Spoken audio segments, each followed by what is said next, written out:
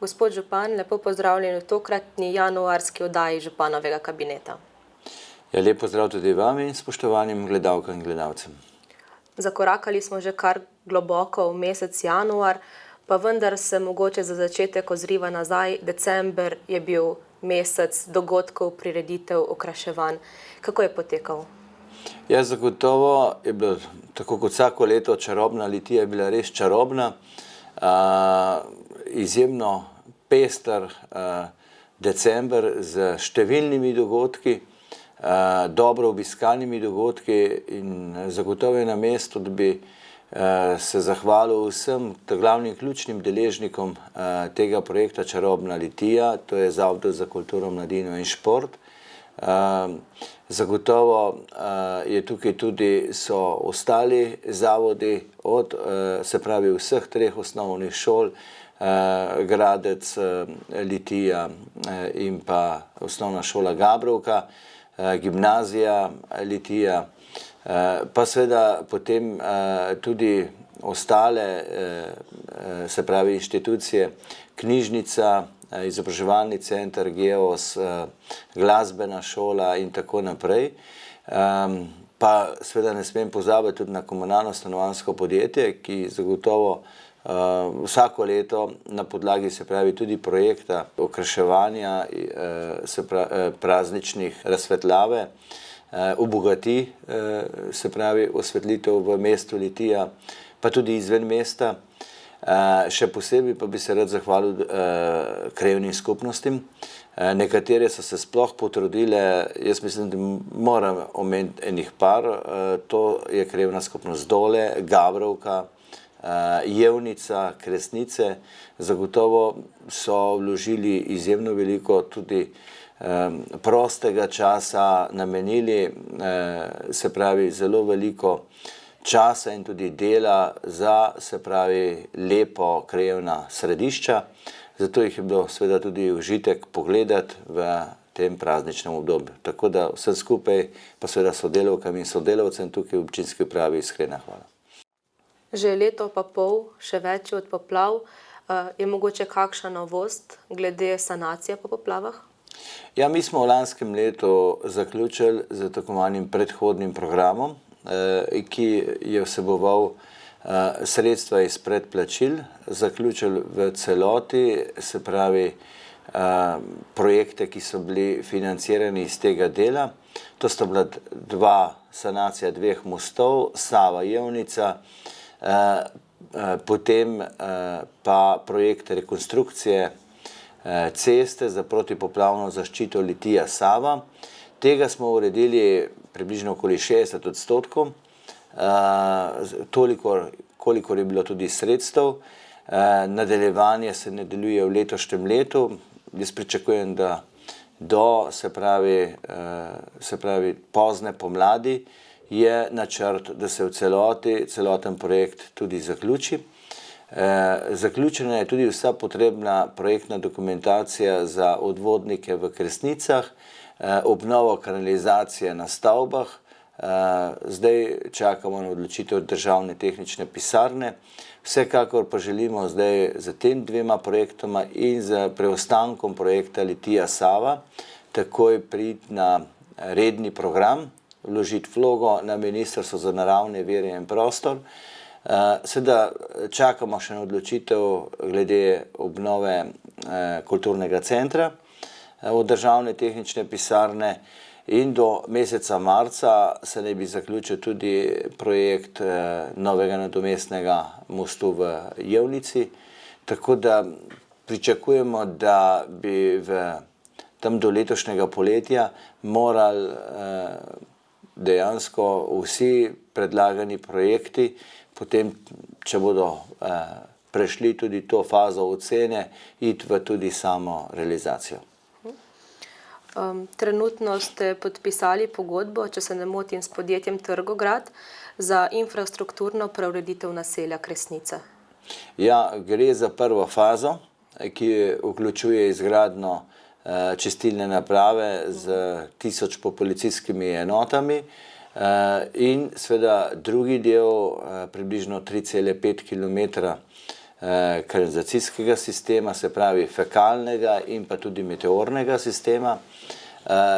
Seveda je naša skrb, da bi sočasno uredili še tudi zamenjavo vodovodnega sistema na tem delu Kresnic in pa pogovarjamo se z Elektrom Trbovlje, da pristopi sočasno k pokablitvi tega dela Kresnic. Hkrati se bo uredila tudi cestna infrastruktura, javna razsvetljava se bo položila kot v cestno kanalizacijo, sama izvedba pa bo seveda potem je predvidena v nadaljevanju.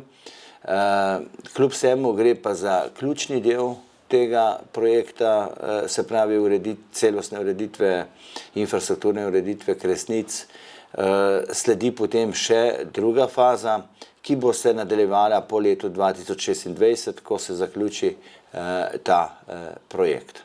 Hkrati pa seveda, tako kot sem že prej omenil, se bo za protipoplavnimi ukrepi pristopili tudi k ureditvi 2 odvodnikov, tudi k namestitvi protipoplavne lamelnih vrat v cestnem podvozu pod železniško progo v središču Kresnic, tako da bi tudi s tem se zagotovila ustrezna večja poplavna varnost Kresnic. Z deli se bo pričelo v mesecu marcu letos in po načrtu naj bi dejansko vsa dela bila zaključena do spomladi prihodnjega leta in do poletja tudi pridobljeno uporabno dovoljenje. Kako je s samimi sredstvi?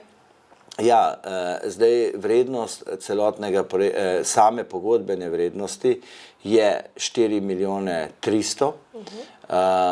Seveda so bili že določeni stroški za samim izdelavo celotnega projekta in tako naprej, pa seveda nadzorom, ta je bil že realiziran, se pravi plačilo le tega, tako da od teh 4 milijone 300 imamo v tem trenutku zagotovljenih sredstev sofinancirane iz Evropskega načrta za okrevanje in odpornost v višini 1 milijona, preostalih 3,3 milijone pa bo zagotovil proračun občine Litija.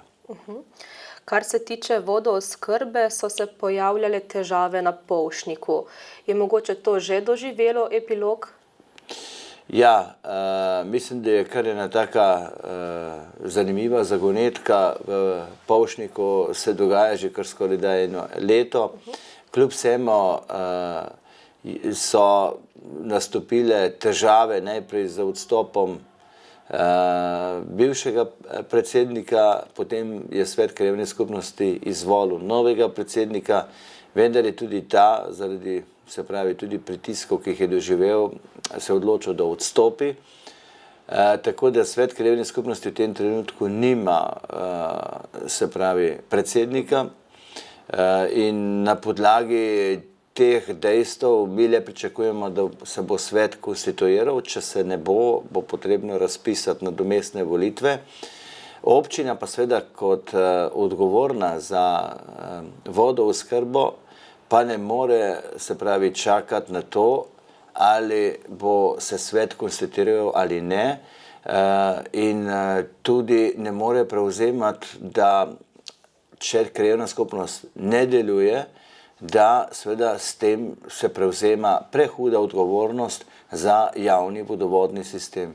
Zato smo v začetku tega meseca sem sprejel sklep, da se vodovod prenese na občino in seveda v upravljanje komunalno-stanovanjskega podjetja, tako da zdaj že potekajo, se pravi, vsa potrebna aktivnosti, ki so potrebna pri prenosu tega vodovoda, zato da bo, se pravi, zagotovljena varnost uporabnikom pri preskrbi s pitno vodo. Jaz le upam, da se bodo stvari tudi, kar se tiče krajevne skupnosti, uredile in da bo krajevna skupnost spet funkcionirala z polnimi pooblastili.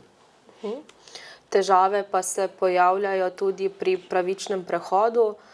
V kakšni situaciji je tukaj Litija? Ja, jaz moram reči, da pri sami infrastrukturni udeležbi občina ni morala biti prisotna, ker je v širšem delu tega projekta. Lahko pa smo bili prisotni oziroma naše družbe, gospodarski subjekti, se pravi podjetniki, obrtniki, pri razpisu v produktivne naložbe. Jaz moram reči, da smo že predhodno opozarjali na to, da je sam koncept zastavljen napačno, ker je temeljil predvsem na podpori vsem tistim programom, ki zagotavljajo nova delovna mesta.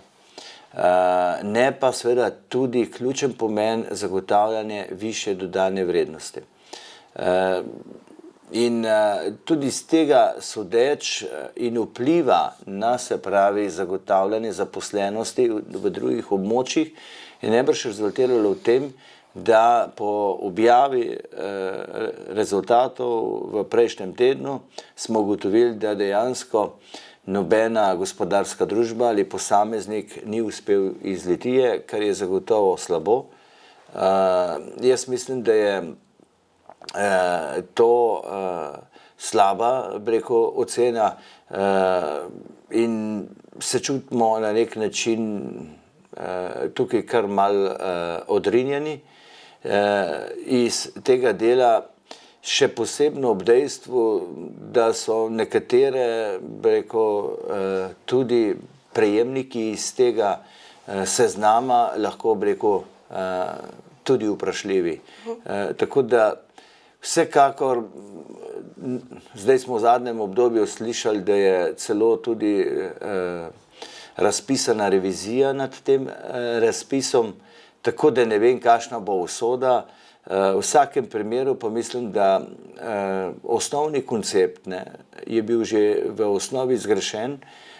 Ne vem, kaj se da lahko pomagati v nadaljevanju, kljub vsemu pa si upam in pričakujem, da bi bilo smiselno, da bi na koncu najdel eno ustrezno rešitev, ki bi zagotovila tako,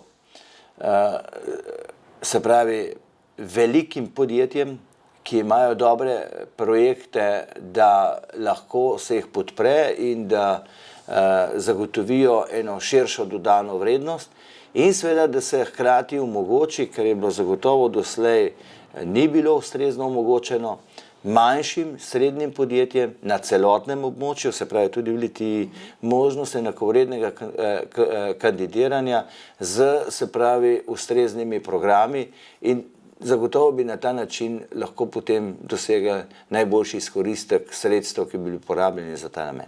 V prihodnjem mesecu nas čaka seja občinskega sveta. Pripravljate rebalans in pa proračun za leto 2026.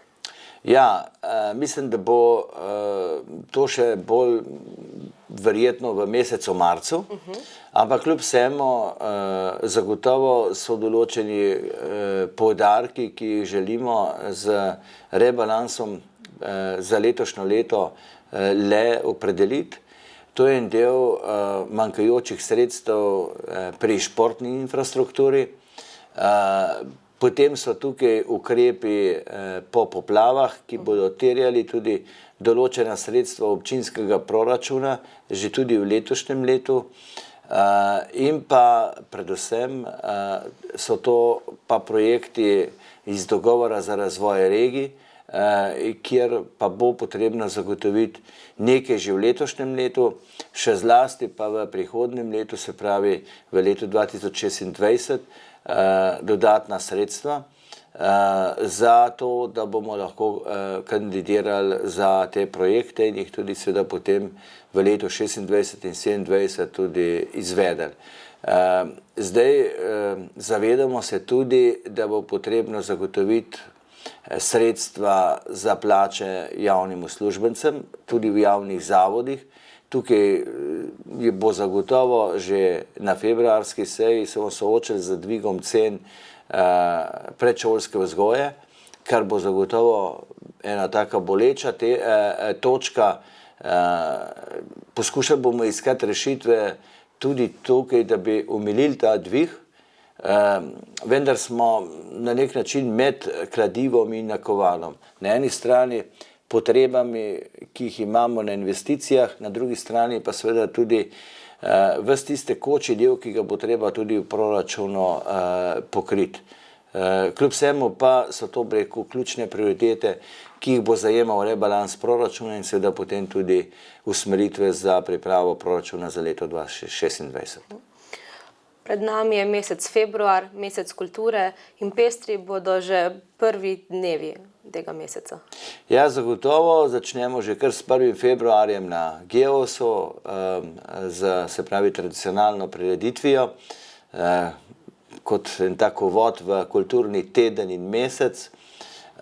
Lepo povabljeni ob 13:30 uri, samo središče Slovenije, in pa seveda potem na slavnostno akademijo ob kulturnem prazniku na sam predvečer 7. februarja v kulturni center Litija, res prisrčno vabljeni, pa seveda tudi na druge dogodke, ki jih ne bo manjkalo v tem tednu in seveda tudi v tem mesecu.